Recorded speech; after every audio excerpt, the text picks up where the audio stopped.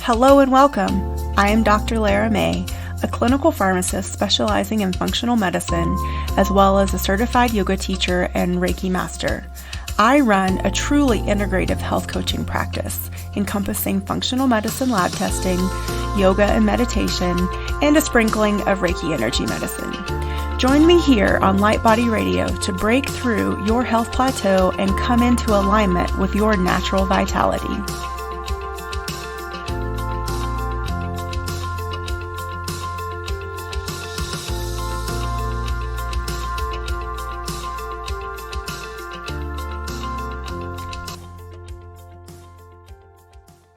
Hello and welcome to another episode of Light Body Radio. I am your host, Dr. Lara May. And today we're going to talk about the myth of needing to eat 6 meals a day or constantly snacking. I'm sure you've heard you have to eat a lot of meals spaced evenly throughout the day. If you don't eat frequently, your body will go into starvation mode and it will store fat.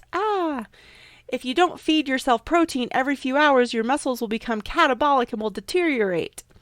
Or maybe eating small frequent meals is the best for energy and it staves off hunger. We've all heard all of these statements, probably for years and probably from really well-respected nutritionists or doctors or fitness experts. But the more research that is done and the more we really examine the science behind these statements, we have started to understand that all of it's pretty much crap advice. It's all BS. So today I want to talk about the science behind why some people think this is the best thing to do and maybe the alternative of what could be better. Many fitness enthusiasts, bodybuilders, people wanting to either lose weight or pack on the, lean muscle have been following this prescription blindly for years. And mainly this is just pretty much dogma that somehow, I think probably by the food companies, mainly like the big cereal companies, started beating into our heads, you have to eat every 3 hours, blah, blah, blah. So it's become something that's been unquestionably accepted by many people, again, including many fitness professionals. So we are going to figure out how many meals a day you should actually be eating. And here's a little hint, I'm not going to give you an exact prescription. So please stay tuned because we're going to talk about some really interesting stuff. But I'm not here to tell you exactly what's perfect for your body without working out with you one-on-one. But I can give you some tips to help you figure out what is best for you. And it's usually not following some dogma blindly without really knowing why you're doing it. So first I want to talk about the whole metabolism and meal frequency myth. It has been said that eating more frequently helps to speed up your metabolism. And this hypothesis is based on a number of really poorly constructed studies, which primarily center on what we call the thermic effect of food, or the TEF. The thermic effect of food is the amount of energy that your body requires to metabolize the food that you consume. So if you consume a meal that is 500 calories, then there's a certain amount of energy that your body will burn in order to digest that food. So the different macronutrients, fat, carbs, and protein, do have a different thermic impact. So another myth or argument that is a myth is that all calories are created equal. That's not true. And we know that's not true. So if you hear that from anyone, then you know that they're a little behind on their research and maybe that's not a person you should be taking nutritional advice from. All calories are not created equal. Protein requires more energy to metabolize than fat. That is just a chemical fact. I sort of lost my train of thought in the middle of the sentence there. So let me try it again. So protein requires more energy to metabolize than fat because of the chemical reactions that are required to break down that structure of the protein versus the fat. Maybe that made more sense. Hope so. Okay. So on average, roughly 10% of the calories consumed in a typical diet end up going into your thermal effect of food, the TEF. Let me say that one again. Roughly 10% of the calories you consume, only 10% of the total calories end up going into the TEF. So therefore, whenever you eat, your metabolism will increase slightly, just 10%, due to this TEF. So now on the surface, this all seems like to make sense, and it seems plausible, and it can be seen to confirm the validity of needing to eat a greater number of meals a day. However, this is a fundamental misunderstanding of the way TEF actually works. The thermal effect derived from eating matches the number of calories being consumed. In other words, if you eat a small meal, you get a small thermic effect. If you eat a large meal, you get a large thermic effect.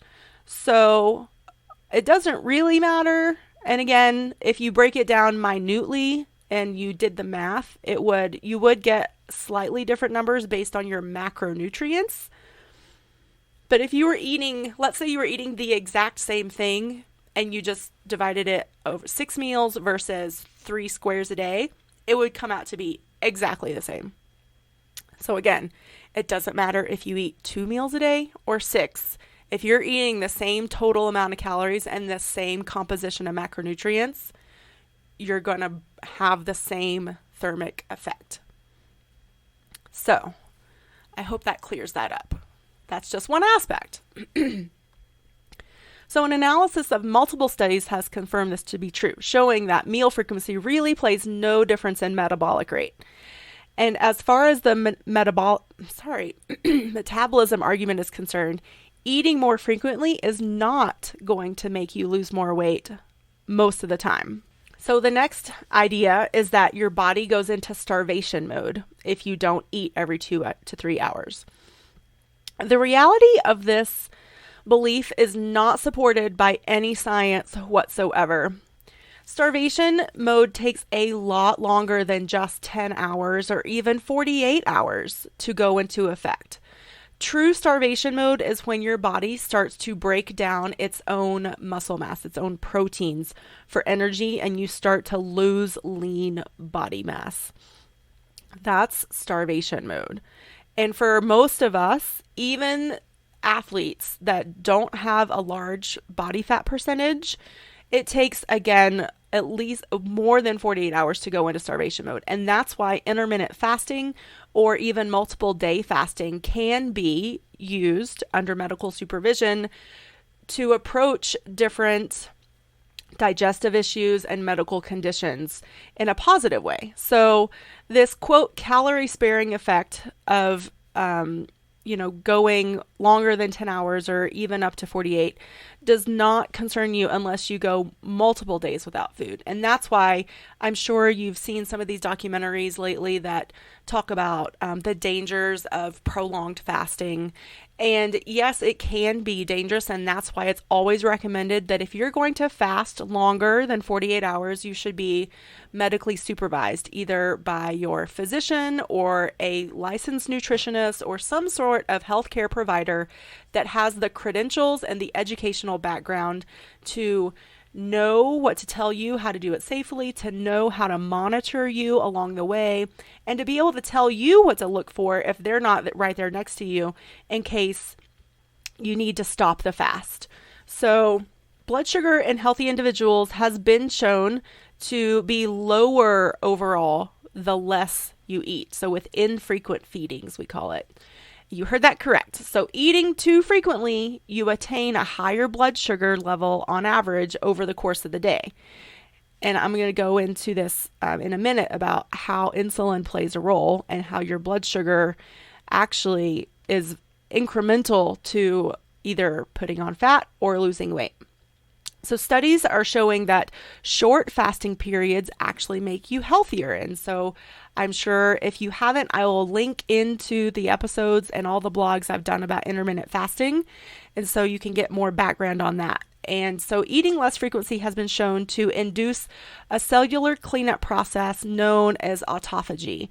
which just means your cells are getting rid of waste faster, and it helps them remain healthier and less inflamed. So this in turn has been shown to increase lifespan and reduce total body inflammation. So when you're reducing your total body inflammation, you're decreasing your risk for so many diseases, including cancer, diabetes, heart disease, all that stuff. So now I want to take you into a little bit of the nitty gritty, not too sciencey, but just enough to give you an understanding about the role of blood sugar. And so this whole myth about grazing throughout the day. So the myth is that you need to eat frequently to avoid hypoglycemia. So the first 3 hours after you eat, your body produces a hormone called insulin. I'm sure we've all heard of it. Insulin's job is to clear the sugar from your blood and pass it on to your muscles and liver so they can do their job. So about an hour after you eat, if your insulin level and blood sugar levels are starting to come down, which is natural, they're supposed to, then growth hormone is then released. And growth hormone in the early post-meal stages triggers the buildup of muscle protein, which is enhanced by the presence of insulin. So all of this is ideally how it's supposed to work. So when insulin is activated and when your body is functioning normally, your liver and muscles take on as much glycogen as possible, because glycogen is how your body stores unneeded sugar. So anything that your body is not using for energy right then and there, so everything beyond that 10% thermic effect is going to be stored into glycogen.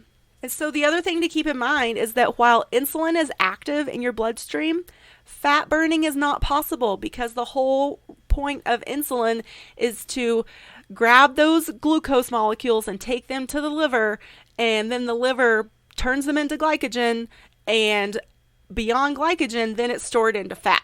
So fat burning is not possible if your body is in storage mode.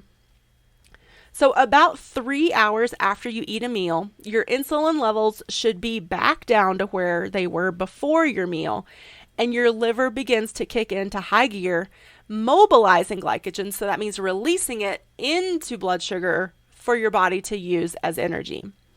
At that point, you begin to burn fat and burn the fats that are in your blood for energy, thus putting to good use the fats that would otherwise go into storage as unwanted fat. And then, so more than 4 hours after eating, growth hormone begins to mobilize fat for fuel as well. So this fat for fuel only happens when your insulin levels are low. So if you know anyone that's an insulin-dependent diabetic, you've probably noticed that it's really hard for them to lose weight, because if they are constantly pumping insulin into their body, then they're in storage mode, not fat burning mode. So again, this is why intermittent fasting, and even if you don't want to intermittent fast, even if you just give your body 6 hours between meals, maybe you need to work yourself up to 4 hours, although 4 hours is the minimal threshold. You get very, very little fat burning by waiting 4 hours to eat. But if you can wait up to 6, even 8, and I think once you get up to the threshold of 8 hours, then it can be considered an intermittent fast. Some people consider the threshold of an intermittent fast to be 12 hours without eating. It's really what makes your body feel good, what makes your brain feel good, what gives you energy and helps you feel good throughout the day. That's the whole point of eating, is nutrition to help your body function. So snacking between meals is the ultimate self-sabotage. The period between meals should be an important opportunity for your liver to exercise and clear out glycogen. If you snack between meals or you eat too often or too soon after the previous one, your liver's exercise routine is blocked. And thus, you're just setting yourself up for obesity, insulin resistance, and eventually diabetes. So when your liver doesn't get enough exercise, it can synthesize excessive cholesterol. And I don't know, I haven't talked about this soapbox in a while. So the fact that cholesterol is actually a blood sugar problem, it is not a how much fat you eat problem. So your liver is also the organ that makes your cholesterol, which is required to have healthy cells, but it can lead to elevated blood lipids if it's constantly working, even if the food you eat contains no cholesterol at all. So again, if your liver is constantly working to manage all the sugar you're putting in it, so let's say you are on a low fat diet, well, if you're not eating fat, then you're most likely eating a lot of carbs.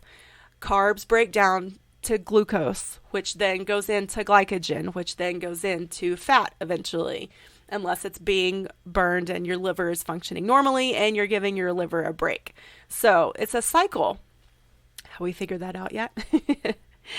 So if your muscles are well toned, then they will actually use up fat between meals much faster than untrained muscles. Muscle tone can provide you the energy that you need to keep going all day. So I don't know if you've heard this before. This is actually true, that the more lean muscle you have, the more muscle mass you have, the more efficiently your body burns calories at its basal metabolic rate. So if you want to help yourself, start working on strength training, on increasing your lean muscle, and naturally your body's metabolism will go up. Don't eat every hour, every 2 hours and expect your metabolism to go up. That's just unrealistic, as I hope I'm showing you. When you eat too soon after a previous meal, again, I'm going to beat a dead horse here because I really want you to get it. Insulin levels rise too soon, turning off your liver's exercise routine. It inhibits fat burning. It causes calories to be stored rather than burned, and your energy will plummet. You'll feel crappy, and you may actually suffer from food cravings, which seems counterintuitive, but sometimes that's just how the body works when it's really confused. So if you consistently eat meals too close together, you'll cause your pancreas to fatigue. So your pancreas is the organ that pumps out the insulin.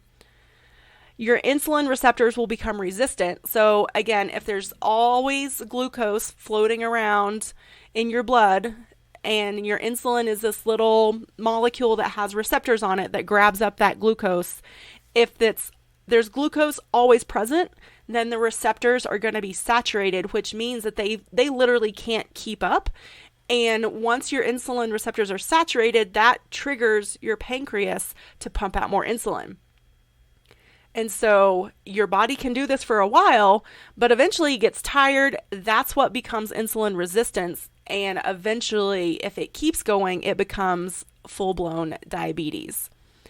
And so you will also struggle with your weight, again, because of this whole relationship with fat storage versus fat burning in relationship to the glucose that's floating in your blood.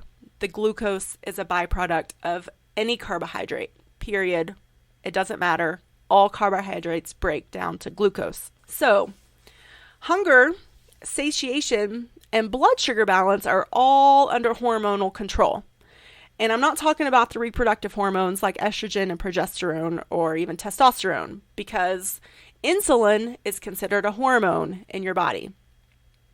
So again, insulin is a hormone secreted by your pancreas in response to carbohydrate intake or eating. So the most basic concept that you need to understand that I want you to take away from this is that whenever insulin levels rise, fat burning stops. So by grazing around the clock, you're preventing your body from burning fat.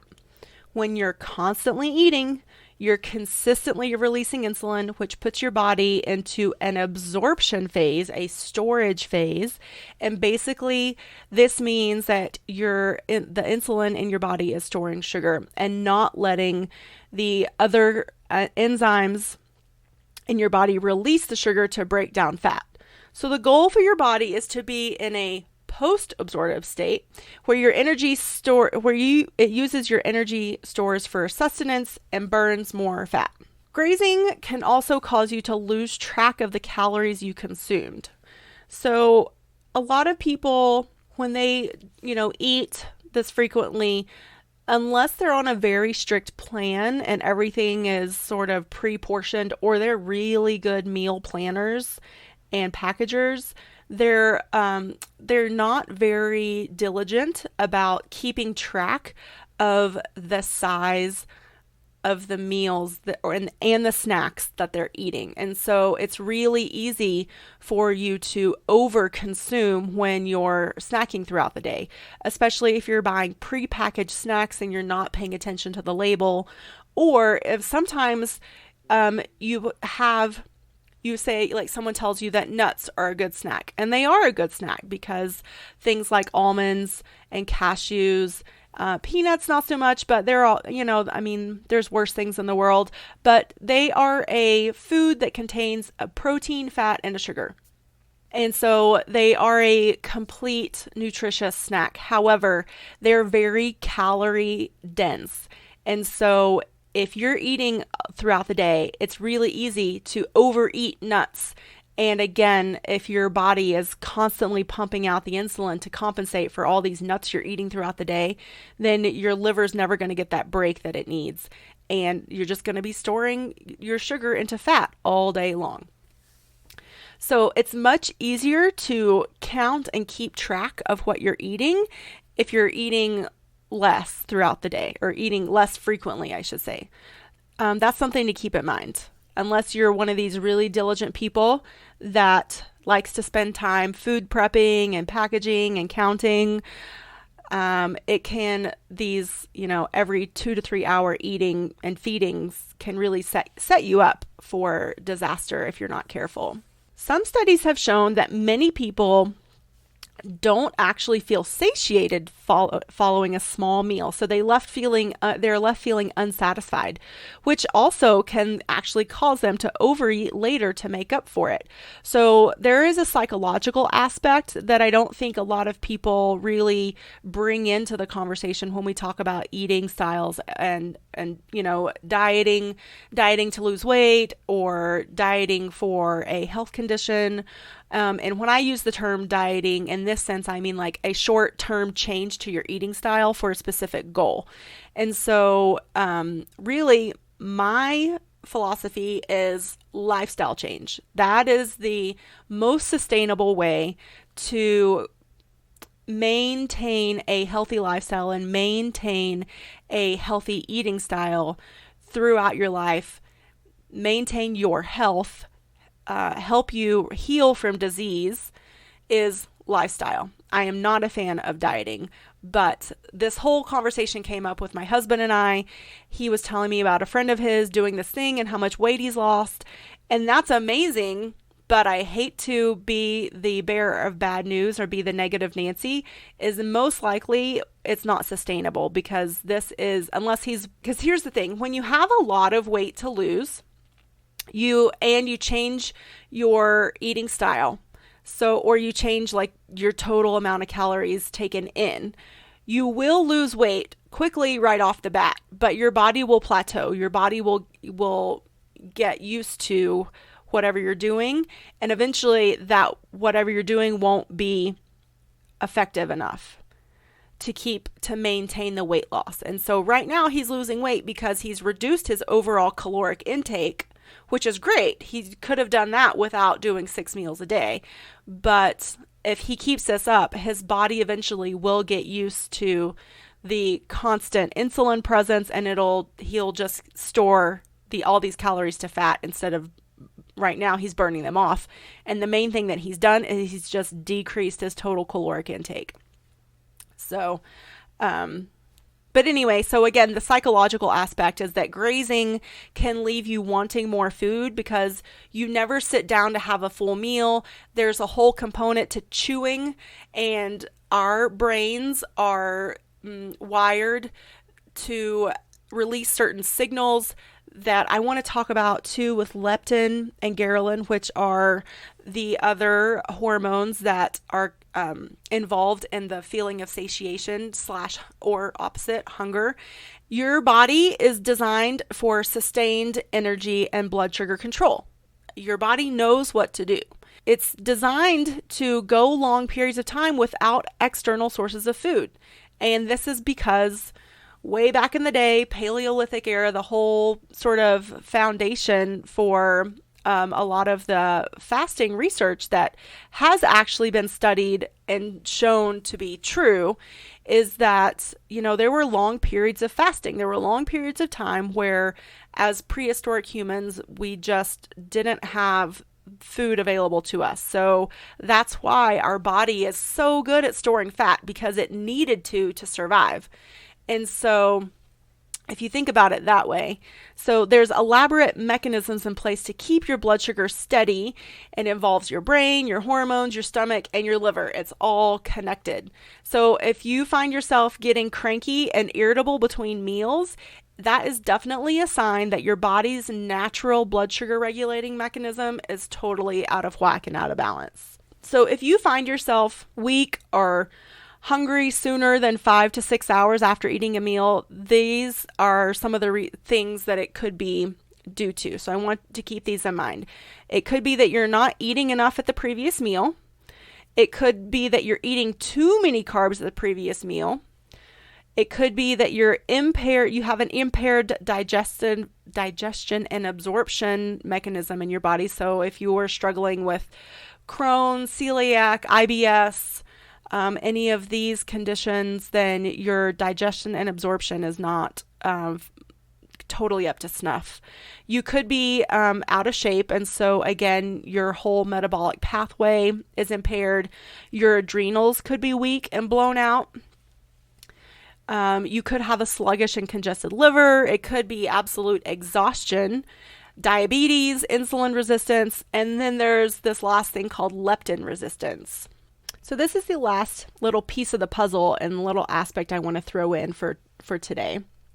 So when you eat, the fat cells in your body release a hormone called leptin, and increased levels of leptin reduce your desire and motivation to continue eating or eating more. It's called when you feel full or satiated. That's because your leptin levels have risen. Within a few hours after you finish eating, your leptin levels should drop. And this drop in leptin causes a release of a different hormone that I mentioned earlier called ghrelin. And ghrelin is released by your stomach and your pancreas, and it makes you feel hungry. So if you think about leptin makes you feel full, ghrelin signals the hunger response. This is one reason why many people have a harder time controlling their appetite or stopping after they've eaten enough, is that they're leptin resistant.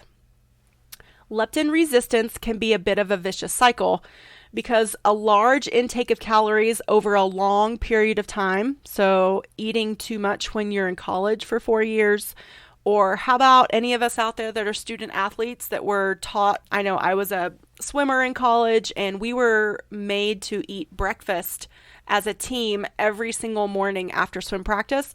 The main reason our coach said was to make sure that none of us had an eating disorder and that was good. Eating disorders are rampant in swimmers and many athletes, but if you were an athlete for a long period of time and now as you've gotten older, you're not quite as active, your body could just be used to you eating so much that it became leptin resistant. And the appetite controlling activity of leptin eventually becomes less and less effective. So that's the term resistance. Just like insulin resistance is the presence of insulin becomes less and less effective, the same with leptin. So it's possible to eat yourself into having a chronically high appetite. If leptin is acting correctly, it triggers the satiety signals in a part of your brain called the hypothalamus, and this makes you stop feeling hungry. Leptin can also inhibit the hunger signals from the hypothalamus. So the other interesting part of this equation is that those chronically high leptin levels can cause chronically low ghrelin levels, because this is all working on a feedback loop and all of these signals are intertwined. And so this makes your hypothalamus hypersensitive to ghrelin, so that when small amounts of ghrelin are released, you get hungry very easily, very fast. And so in addition to spending much of your life eating too much, again, if you were just an example, a former athlete, then other lifestyle choices can cause the leptin ghrelin imbalance.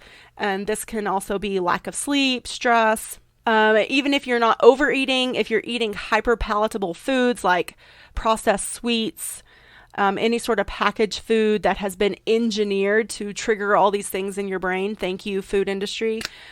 To me, that's really interesting. It's another aspect.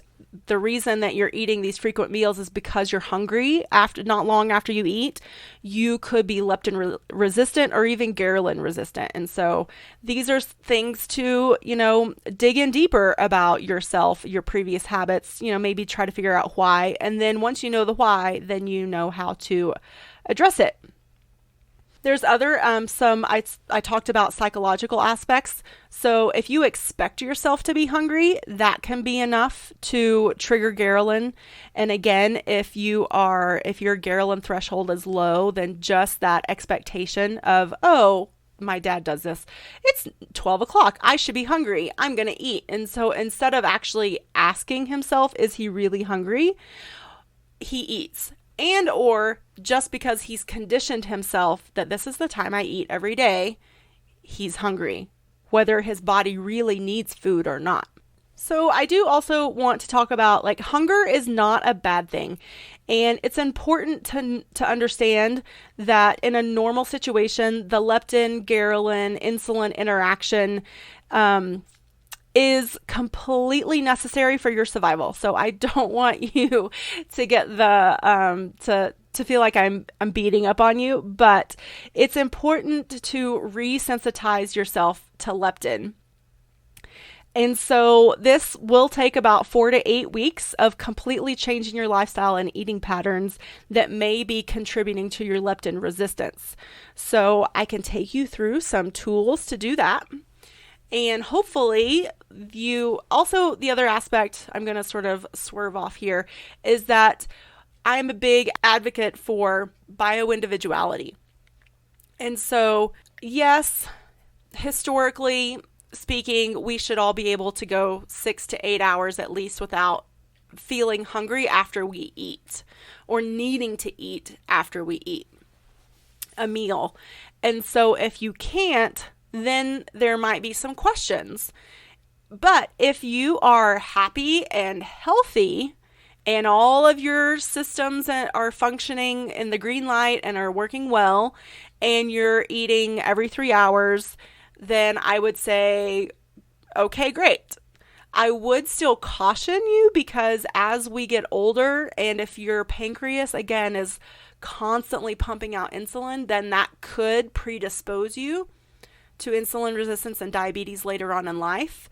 However, if you're still an athlete and you're still burning lots of calories a day, or maybe you have a really active job, you're one of the few lucky ones that actually gets to move around all day long while they work, then it could be totally normal that you're just burning through what you're eating so fast that you're hungry. And that's normal and that's great.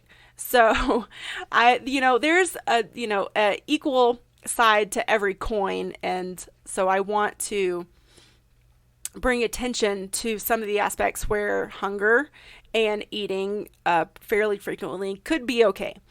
But if you feel like maybe you're leptin resistant, maybe you're sitting at a desk all day, and maybe you're hungry every 3 to 4 hours when you're really not burning that many calories besides your baseline metabolic level, then here are some things to think about. So avoid fructose sugars because these will tend to trigger leptin resistance. And so unfortunately, fructose it's what we call fruit sugar. So you're going to have to cut down on even natural fruit. So definitely anything with added sugar, but I would say you probably want to avoid most fruits for at least 4 weeks to see if your hunger and satiation response changes.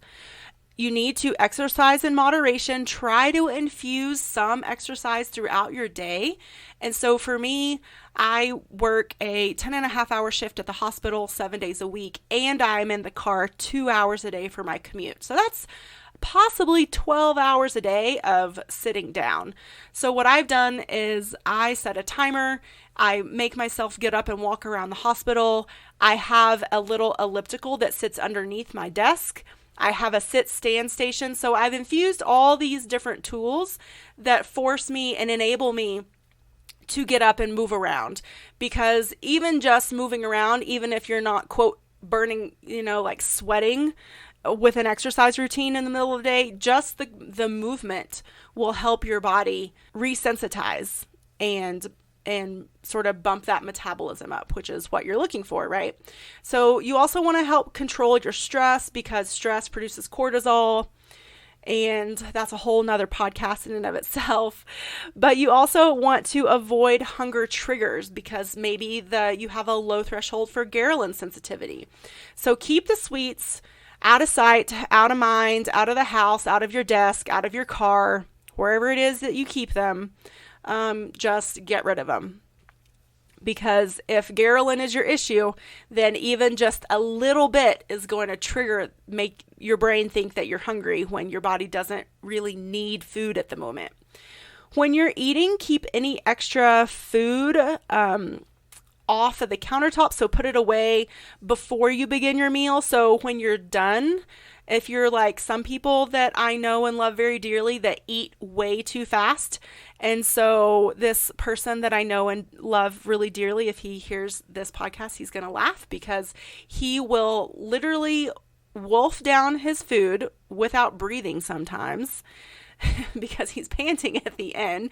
And then he says, "I'm still hungry." Well, you're still hungry because you put so much food in your stomach that you haven't given your brain time to catch up and actually release all the hormones and all the signals that need to be released for your body to know that it's full. But if you still have all this food sitting out on the stove or the countertop or whatever it is, then you're going to run right back into the kitchen and get seconds because you think you're still hungry. So go ahead, put it away. Once you've made your plate for whatever meal it is, put everything else away, and then go and sit down. Eat slowly, chew your food completely. When you chew, your brain get the signals. It's connected that you're, being fed, that you're being satiated, and that you're full. And also, you want to make sure you're eating real nutritious food. Nothing packaged, nothing pre-prepped. Real food, real nutrients that is actually feeding your body exactly what it needs. Okay, so I think I've preached long enough today. I hope you guys got something out of this, that if eating the 6 meals a day works for you, great, keep doing it. But I want you to know that the science behind the necessity of it is not there. And so I hopefully have brought a deeper understanding of how the hormones in your body help support you and how they're all connected in your eating frequency and eating routine and the feeling of hunger and the feeling of satiation. And so if you have any questions from this podcast, please leave them in the comments. This podcast is published on Anchor.fm, Stitcher, Spotify, TuneIn, and I'm on Amazon now. You can even tell your Alexa, play Light Body Radio on TuneIn or on Amazon Podcasts, and I'll pop right up on your Alexa. How fun is that? So send me your questions, send me your comments. If you feel like you're stuck in a cycle that you don't want to be in anymore, I am here to help you. So send me an email or even in a comment maybe, and we can get together and see what's going on with you, and we can work together to get you in a better place, because that is my mission, to help all of you guys out there and gals to feel happy, healthy, whole, like you are functioning at your best. So on that note, I will catch you on the flip side.